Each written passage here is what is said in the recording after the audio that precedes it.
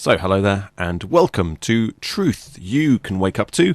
My name's Samuel William, and it's the 12th of January 2012. The date today is 120120012, which is a pretty cool thing. So, today I'm going to do the second half of a talk I did a few days back about freedom, the free man, the person, and all of those things about lawful rebellion and how to interact better and understand better the world, the legal world that we live in. So if you didn't hear the previous episode, then of course you can go to my YouTube channel, which is S.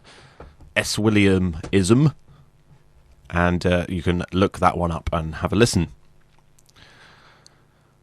So, I started that episode by saying, you are not a person, which of course is very much true. Unless you choose to be a person, it can come in handy for, of course, various things like getting a passport, getting a bank account, even getting a job. You cannot get a job if you are not a person, unfortunately. If only you could. Of course, there are people out there that have jobs by not being a person, and they generally work for cash in hand, don't pay tax, and they're pretty much a lot more free than most of us. Of course, they are also demonised by popular opinion because they don't pay tax and therefore they're not supporting the country. People mainly demonise these people because they don't actually understand where our tax goes. Of course, we have lots and lots of different taxes. The income tax, the value-added tax, VAT, council tax, business rates, fuel tax. I mean, you name it. There are hundreds of taxes, some of them in plain view, some of them hidden away, and just a tax upon everything we do.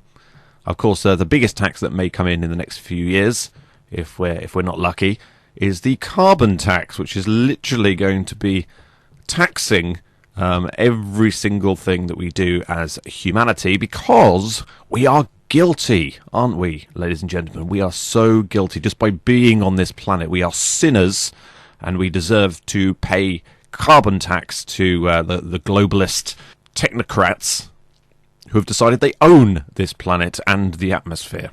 Well, the good news is there's a way out of all of this, and that's what I'm going to try and outline here in this episode. So the main thing we need to realise about income tax is that every single penny from the income tax that we pay services the national debt. That means it pays the interest upon the loan that the government have taken out with the international bankers. Income tax does not pay for anything that essentially runs the country. The only thing it pays for is it goes straight into the pockets of those international scumbags. I mean, international bankers, people like the Rothschilds, for example. So one of the things I've always been interested in and continue to be interested in is how to communicate to the ordinary person that something extremely dodgy is going on. In fact, our entire society, as we call it, is based upon a lie, a fabrication, and actually a big crime. We are being robbed, we are being conned. Well, that's a very polarising and controversial thing that you're trying to convince people of, and generally people do not respond very well to ideas of, hey, did you know that your worldview is incorrect? And how about listening to my worldview and seeing if you find that people don't listen to that very well. So I like to use a little bit of framing. Now, I don't mean I'm framing anybody for anything. I just mean things like this. So, you understand we have a national debt. Of course, the answer is yes or no, and most people will say yes. And we have to pay an interest on the national debt. Correct? And of course people will have to say yes or no, and they'll generally say yes, because we're all aware of that. Well, who do we pay that interest to, pray tell? You've framed someone there to sort of wake up to the idea that one of the most fundamental things that's going on in modern society is steeped in mystery and intrigue. While most people will respond, if they want to protect their worldview very, very well, they'll respond, well, you know, the government borrows money from other countries. And for the most part, that is true. But what they're missing there is that no money exists unless it has been borrowed from the international banks. So maybe, yes, we might borrow some money off Germany, we might borrow some money off France, we might borrow some money off America. In actual fact, the European Union has just done that on a quite a fundamentally huge scale.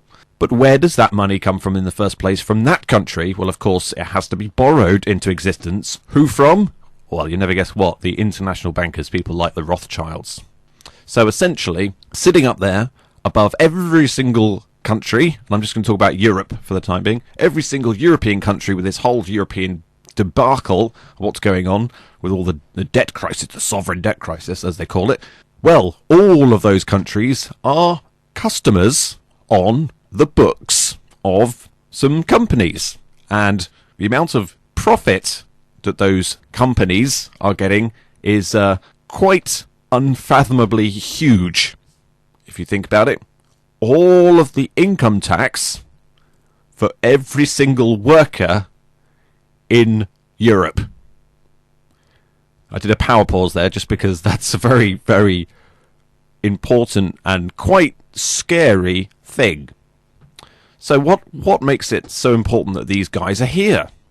There's a very enlightening thing that you can think about in terms of just how screwed up and ruined and subverted our system is.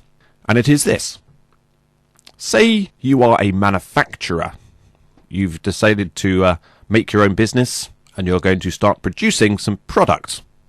And you produce £1,000 worth of product. You don't want to barter it, you want to sell it for money. Which is fair enough, that's what business is all about. So you take this £1,000 of product and you want to sell it to someone. Well, in order for them to buy it, they have to also pay VAT, value added tax. And VAT sort of fluctuates. It was once 17.5, now it's 20. And for all intents and purposes, and to make the maths very, very simple, I'm going to call it 25%. So for that £1,000 worth of product, somebody can buy it for £1,250. But of course, you receive, as the business, £1,250. You have to give that £250 in VAT straight to the government, so you end up with £1,000. Then, of course, you have to pay income tax on that income, which is around about 25%.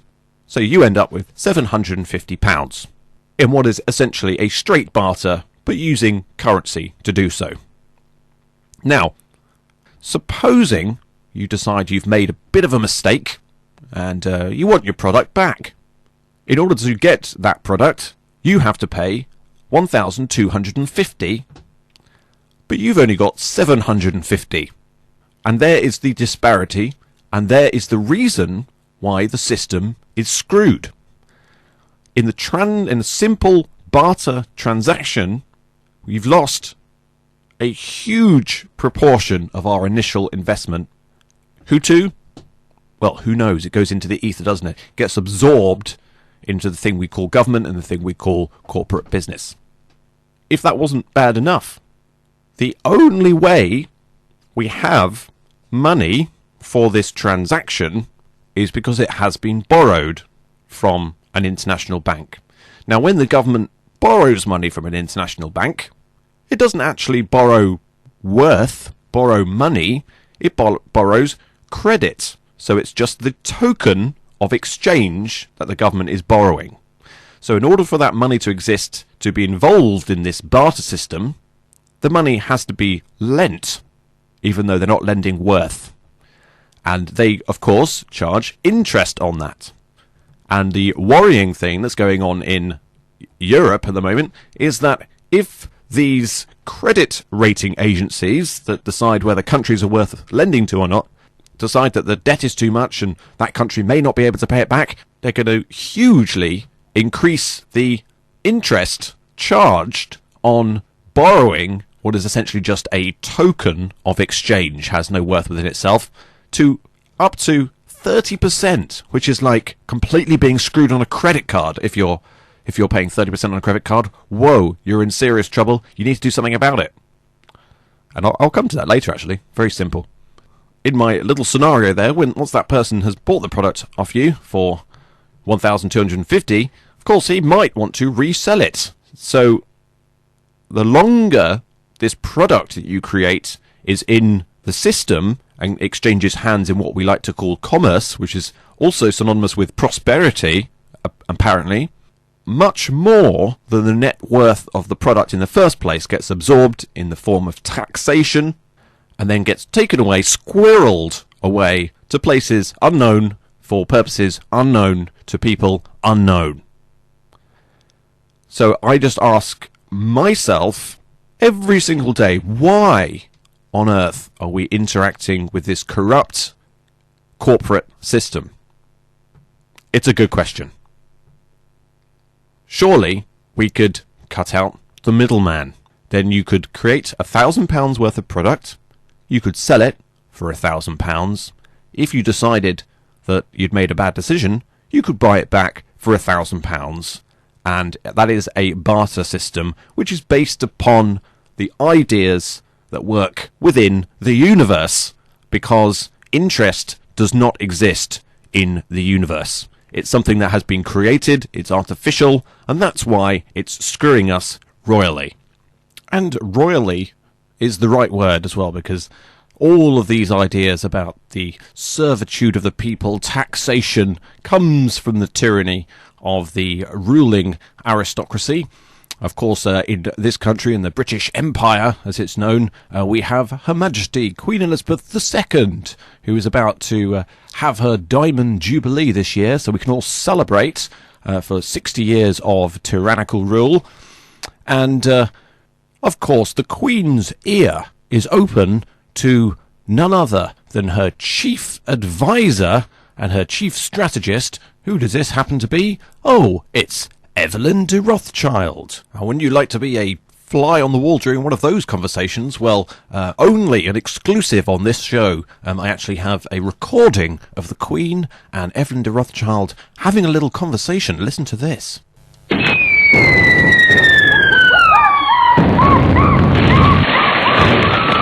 Of course, that still has to be given the certificate of authenticity, but I think we all know from listening to that, we can tell that that's the real deal. So in the second half of this episode, I'm going to talk about probably the most important thing in lawful rebellion, and it's called conditional acceptance. Now, a lot of people will say that the way you stand up for your freedom is you just say no to these people. The most important and the most powerful word in the English language is no. Stand up for your rights and just say no. Well, unfortunately, the word no doesn't actually work. It's the word yes that gets everything done, and that's where conditional acceptance comes in. Now, I'm just talking about very, very simple things here. Just the way that you interact with corporations and their minions. A really good example, a very simple example, is when you're on a train. Now, I'm not the sort of person that gets on a train without a ticket to try and bunk it, but if ever I'm in a position where the ticket machine is broken, I need to get to work or something like that, and I just have to get on that train, I do not expect for the ticket inspector to come up and give me a penalty charge. I do not expect to do that. I expect him to sell me a ticket. Okay? And of course, the way that it is at the moment is that the corporations that own our rail network and our transport system employ people and encourage them to get as many penalty charges as possible. Even the slightest little violation in their code will result in at least a £20 fine, spot fine, and then the price of a normal ticket on top. Now, for anybody who uses trains, you normally use them a lot. You've paid lots and lots of money into that system. You've supported them as a company, so to speak, which lends to the idea of argumentation when the ticket inspector comes up to you and says you have to pay a fine. Now, of course, the only conflict that this ticket inspector has with you is that you are saying no to paying the fine. Now, if you say yes to paying the fine, he's happy. He has no conflict with you. He just wants the money. And this is where conditional acceptance comes in. If he is saying to you, you do not have a ticket, therefore you have to pay a fine, instead of saying no, what you do is you say, yes, I'm happy to pay the fine if you can show me documentation where I have agreed to abide by the rules that you're talking about. Now that's going to really annoy him. He's going to get confused, or she, I should say. They're going to get confused, and they're not going to know what to do, which is why they will leave you alone, and you will maintain your peace and your freedom. Because there is no documentation. In fact, the way that the system works with a rail network, and this is probably true throughout the world, that is when you buy your ticket, you have what is called tacit agreement. You've agreed to the rules and regulations because you have a ticket.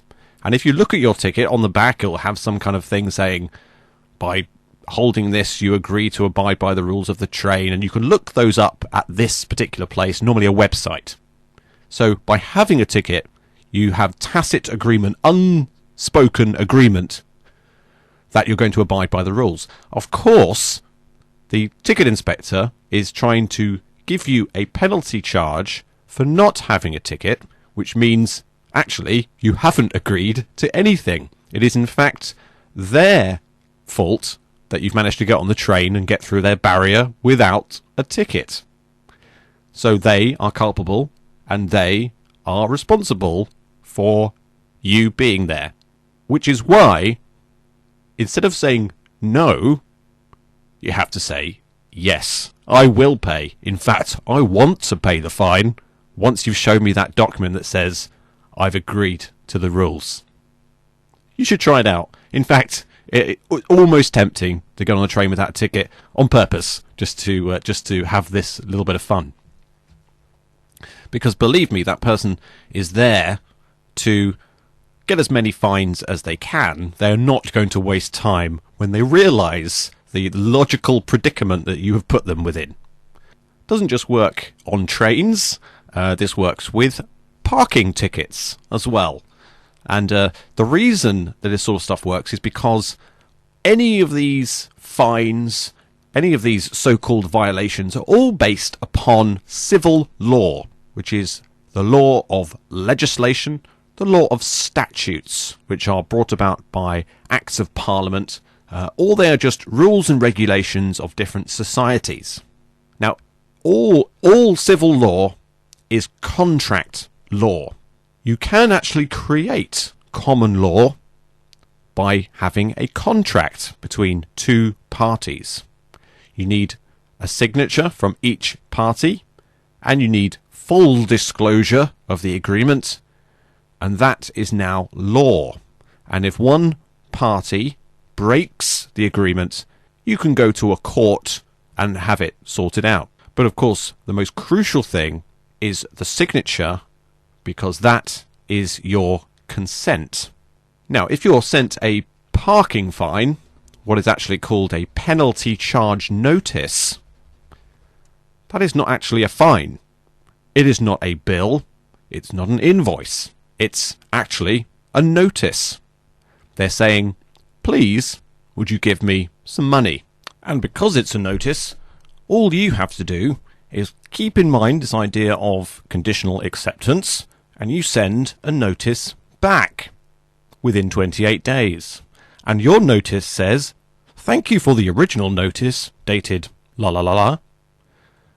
I am happy to pay any fine that I lawfully owe if you can show me documentation of a contract between us. And you ask them to respond within 28 days, and guess what happens? You never get a reply.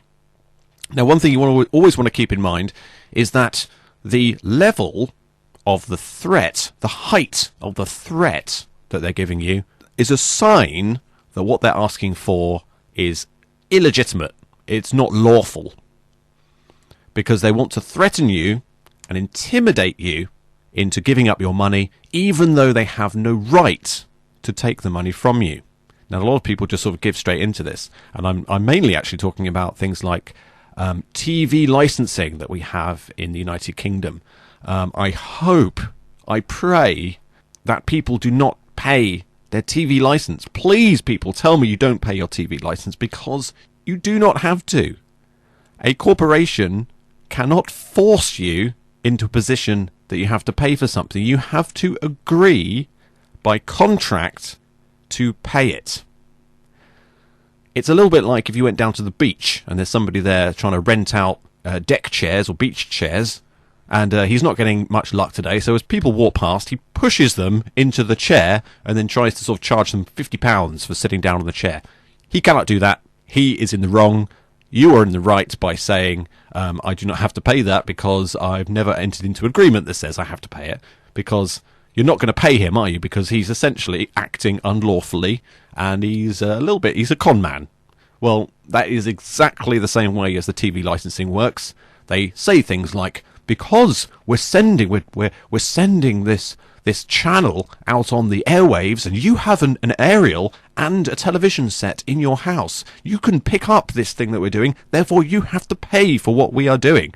No, BBC, we don't want to watch what you peddle. We don't want to be programmed by your propaganda. We do not want to be a full prey to your neo-socialist...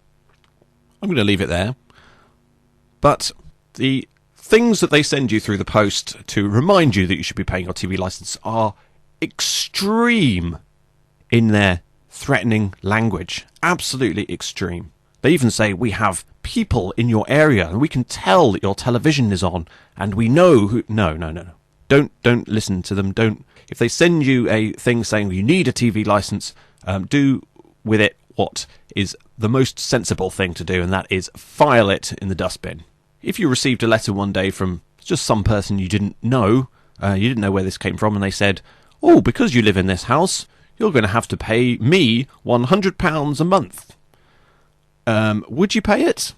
If they said, if you don't pay us £100 a month, there could be serious consequences to you not paying it. No, you would not pay it, because you'd be thinking, who on earth is this? Who do they think they are to say they have authority to demand money from me? Well, remember that exactly the same logic is true for the BBC, for your local council, even in charging you council tax, and definitely things like parking violations and beach chairs, to name but a few. Now, council tax is probably the most interesting of these, and there are lots of people around the country who have stopped paying their council tax, and guess what? Nothing happens to them as long as they understand the system that they're working within, and they know how to speak to these people, how to communicate with them, and that's something that will be the topic of my next show coming up in the next couple of days. So keep your ears out, keep your buttons clicking. Do try and coax your friends into listening to this show. Really want to get these messages out. But I will be continuing here on the YouTube airways. Do keep an eye out for my next episode. But until then, I've been Samuel William, and this has been Truth You Can Wake Up To.